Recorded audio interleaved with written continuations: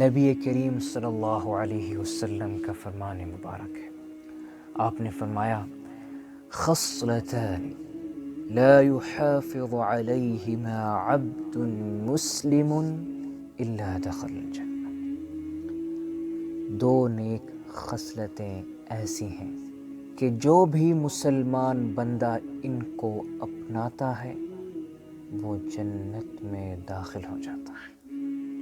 وہ دونوں بالکل آسان ہیں مگر ان کا اہتمام کرنے والے بہت کم ہیں۔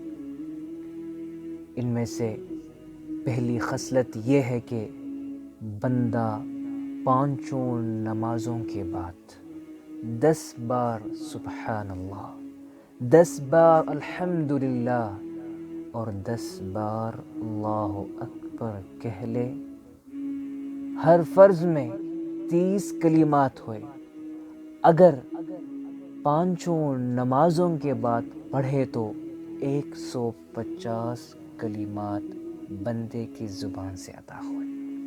مگر چونکہ اللہ تبارک و تعالی ہر نیکی کا ثواب 10 گنا عطا فرماتا ہے، اس لیے 150 کلمات کہنے پر میزان عمل میں 1500 کلمات کا اجر لکھا جاتا ہے۔